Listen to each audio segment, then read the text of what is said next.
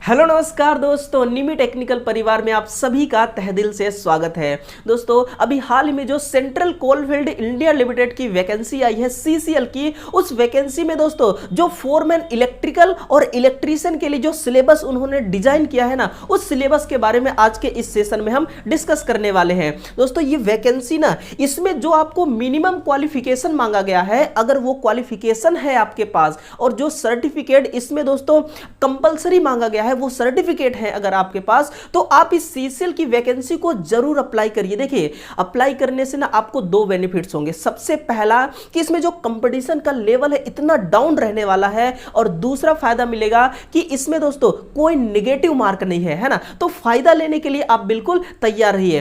तो चलिए अपने इस सेशन को हम स्टार्ट करते हैं, और उससे पहले दोस्तों आप एक बार इस सेशन को शेयर भी कर देंगे, और इस चैनल पे पहली बार आए हैं तो हमारे इस प्यारे से परिवार का एक सदस्य बनिए चैनल को सब्सक्राइब करके।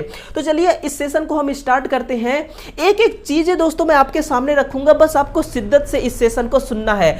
साथ में आपको यह भी पता चलेगा कि जो फोरमैन इलेक्ट्रिकल और जो इलेक्ट्रीशियन का सिलेबस है वो कितना रिलेवेंट है। सबसे पहला देखिएगा इलेक्ट्रीशियन वालों के लिए कि जो इलेक्ट्रीशियन थ्योरी है ना, एलिमेंट्री नॉलेज, इसमें क्या क्या पूछा जाएगा आपसे। जब आप किसी भी कंपटीशन एग्जाम की तैयारी करते हैं दोस्तों, तो जब आपको सिलेबस पता चल जाता है ना, तो चीजें आपके लिए बड़ा आसान हो जाती है, तैयारी करने में थोड़ी सी दोस्तों आपको मदद मिल जाती है। सबसे पहला देखिए क्या है यहां पर कि प्रिंसिपल ऑफ इलेक्ट्रिसिटी, यानी कि किस सिद्धांत पर आपका इलेक्ट्रिसिटी काम करता है ना। तो देखिए यहां पर कुछ टॉपिक्स उन्होंने गेन किया है कि इलेक्ट्रिक वोल्टेज क्या है, करंट रेजिस्टेंस, ओम्स लॉ क्या है, स्पेसिक रेजिस्टेंस लॉ क्या है, और रेजिस्टेंस वगैरह, इसका यूज कहां पर किए जाते हैं, इसकी यूनिट्स क्या होता है ना, इसकी यूनिट्स क्या है, एप्लीकेशंस क्या है, इसके बारे में आपको थोड़ा सा ध्यान रखना है। और सर्किट के बारे में, सीरीज पैरेलल जो दो सर्किटें होती हैं, इसी के साथ में देखिए थोड़ा सा आपको मैकेनिकल पावर और इलेक्ट्रिकल पावर क्या है इसके बारे में भी पढ़ लेना है। और इलेक्ट्रोमैग्नेटिज्म, देखिए आप तो जब आईटीआई किए हैं तभी आप लगातार 2 साल तक इन सभी चीजों को पढ़ते आ रहे हैं, और उसके खत्म हो जाने के बाद, कोर्स खत्म हो जाने के बाद भी आप कुछ दिनों से तैयारी कर रहे हैं, तो ये सब चीजें आपके लिए नॉर्मल है ना। बस आपको एक बार रिवीजन करना है। तो इलेक्ट्रोमैग्नेटिज्म में क्या है कि कॉन्सेप्ट आपको इलेक्ट्रोमैग्नेट का पकड़ना है कि इलेक्ट्रोमैग्नेट बनता कैसे है, परमानेंट मैग्नेट बनती कैसे है ना, ये सब पढ़ लेना है। इसका एप्लीकेशन क्या है और मटेरियल। हाँ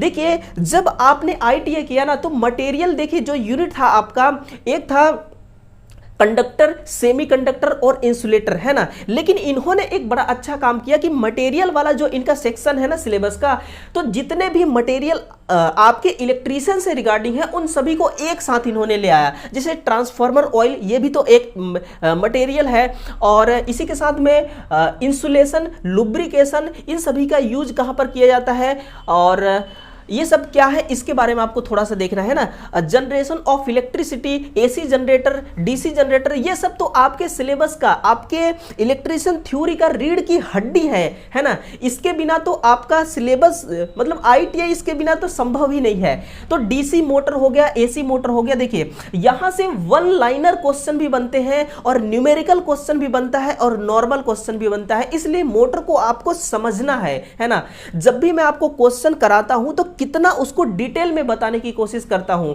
ताकि आपको जब इस प्रकार का कोई भी कंपटीशन एग्जाम आपके सामने खड़ी हो ना, तो चीजों को आप पहले से अगर आप समझ के रखेंगे तो वो आपके लिए बड़ा आसान हो जाएगा। फिर कंट्रोलिंग एंड रेगुलेटिंग गियर। अब आपके दिमाग में एक ख्याल आता होगा कि गियर तो मैकेनिकल में होता है, तो गियर का मतलब यहां पे है प्रोटेक्टिव डिवाइस से, है ना। तो ये आपको पढ़ लेना। थोड़ा सा ट्रांसफॉर्मर भी आप देखते चलिएगा, है ना। और हाँ वायरिंग का भी, यानी कि कोई भी ऐसा पार्ट नहीं है दोस्तों जो आपसे, जहां से क्वेश्चन नहीं पूछा जाएगा। ओवरहेड लाइन से भी आपको पढ़ लेना है थोड़ा बहुत, और इसी के साथ में जो केबल एलिमेंट्री नॉलेज है इसके बारे में पढ़ना है। अंडरग्राउंड केबल क्या होते हैं, है ना, और कितने वोल्टेज तक के लिए हम इसको यूज कर लेते हैं, सब स्टेशन क्या है, कंट्रोल रूम क्या है, इसके बारे में पढ़ना है। और फिर इसी के साथ में देखिए, हाँ बस इतना ही है। अब हम देखते हैं और तुलना करते हैं कि जो आपका फोरमैन इलेक्ट्रिकल का सिलेबस है ना, वो कितना मिलता जुलता है। मैं तो कहता हूं 99% सेम है। हाँ यहां से देखिए, ये है आपका फोरमैन इलेक्ट्रिकल का, है ना। वही प्रिंसिपल ऑफ इलेक्ट्रिसिटी, वही इलेक्ट्रोमैग्नेटिज्म, वही मटेरियल, वही जनरेशन ऑफ इलेक्ट्रिसिटी, और वही यहां पर आप देखिएगा कि AC generator, DC generator, batteries है, एसी मोटर, डीसी मोटर है, सब कुछ वही है दोस्तों, अलग से कुछ भी नहीं है। बिल्कुल मैं इसका पीडीएफ आपको टेलीग्राम चैनल पर दे दूंगा, आप टेलीग्राम को जरूर ज्वाइन कर लेना एक बार, और आप इसको खुद डाउनलोड करके देखिएगा और चीजों को समझते रहिएगा, है ना। जनरेशन है, इलेक्ट्रिसिटी जनरेशन है, डोमेस्टिक इंस्टॉलेशन है, ये सब है दोस्तों जो आपको क्या करना है, इन चीजों को कवर करना है ना। हाँ, तो इतना ही है बस, देखिए यही है। तो ये रहा आज के सेशन में, यही मेरा मेन मकसद था कि जो इसका सिलेबस है उस सिलेबस को डिस्कस कर लिया जाए थोड़ा सा, ताकि चीजें जो है ना वो आपके सामने आ जाए और तैयारी करने में भी थोड़ा आपको आनंद आए। तो ये रहा दोस्तों सीसीएल का। मैं तो कहता हूं कि इस फॉर्म को आप जरूर अप्लाई करें अगर आपके पास वो क्वालिफिकेशन है तो, अगर नहीं है तब तो कोई बात ही नहीं उठती। जब जो इसमें क्वालिफिकेशन मांगा गया है वो क्वालिफिकेशन ही नहीं है, फिर तो आपके लिए वीडियो है ही नहीं। कहने का मतलब ये है, आप ऐसा नहीं कि इसको नहीं देख सकते, बिल्कुल चीजें समझते रहिए। जब आपके पास अगर सर्टिफिकेट हो जाएंगी, नेक्स्ट टाइम क्या पता इसके द्वारा जो मांगा गया क्वालिफिकेशन है वो अगर आपके पास अवेलेबल हो जाएगा तो आप फॉर्म अप्लाई करने के लायक हो जाएंगे, तो फिर आप इस सेशन को देख सकते हैं। तो चलिए यही था दोस्तों, एक छोटा सा शॉर्ट वीडियो ही समझिए, और इस वीडियो को एक बार शेयर कर देंगे और चैनल को सब्सक्राइब कर लेंगे। तो चलिए यूपीपीसीएल के लिए हम लगातार क्लास लेकर आ रहे हैं, आप 8 बजे रोजाना आया करिए इस चैनल पर और बेस्ट कंटेंट से भरी हुई क्लास पाइए, है ना।